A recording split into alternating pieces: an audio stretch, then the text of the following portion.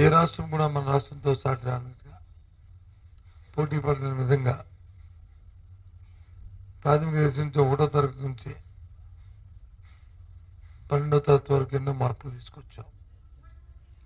3వ తరగతి నుంచి సబ్జెక్ట్ టీచర్ని పెట్టడమే కాకుండా టోఫిల్ని బేసిక్ని 3వ తరగతిలోనే స్పోకెన్ ఇంగ్లీషు, లెర్నింగ్ ఇంగ్లీషు మరి ఆ స్కూల్లో ఏర్పాటు చేయడం, పోటీ పరీక్ష పెట్టడం, దాంతోపాటు 7, 10 తరగతుల్లో ప్రైమరీ టెస్ట్ కూడా ఏర్పాటు చేయడం, దాంతోపాటు విద్యాకానికి కానీ విద్యా దీవెన కానీ లేదు జగనన్న గవర్నమెంట్ కానీ ఈ కార్యక్రమాలు సామాన్య ప్రధానికి అందించి చదువుకునే వెసులుబాటును కల్పించడం, 1000 స్కూల్లో సిబిఎస్ సిలబస్ని ఒకేసారి రాష్ట్రంలో హై స్కూల్లో వాటితో అనుసంధానం చేసి మరి ఏర్పాటు చేయడం, దేశమంతా కూడా ప్రపంచమంతా కూడా కంప్యూటరైజేషన్ విధంగా దూసుకుపోతున్న తరుణంలో ప్రతి క్లాస్ రూమ్లో కూడా స్మార్ట్ టీవీస్, ఇంటరాక్టివ్ ప్యానల్స్ పెట్టి వారికి విద్యాబోధన చేయడం, 8th క్లాస్ నుంచే పిల్లలకి ఐప్యాడ్స్ ఇచ్చి అందులో బైజూస్ కంటెంట్ని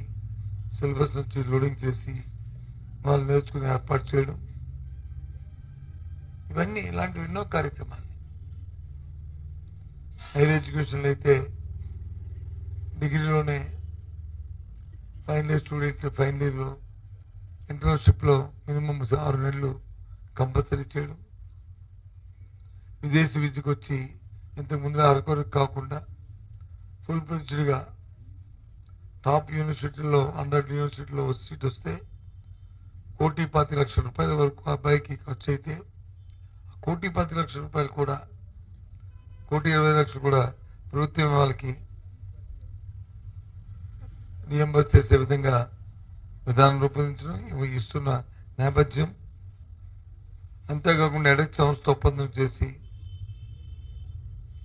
ప్రపంచంలో ఉన్న టాప్ 100 యూనివర్సిటీస్లో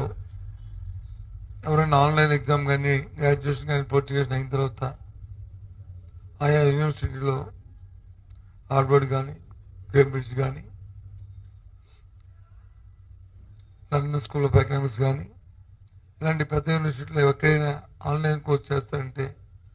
రిజిస్ట్రేషన్ చేసుకుంటే ప్రభుత్వం వాళ్ళ తరఫున ఫీజును కూడా కట్టి 1 పైసా ఖర్చు లేకుండా వాళ్ళకి కోర్స్ కంప్లీట్ చేసి జాయింట్ సర్టిఫికేషన్ ఇవ్వడం, ఇలాంటివి ఎన్నో విధానాలని స్కూల్ ఎడ్యుకేషన్, హైయర్ ఎడ్యుకేషన్ తీసుకొచ్చి ఈరోజు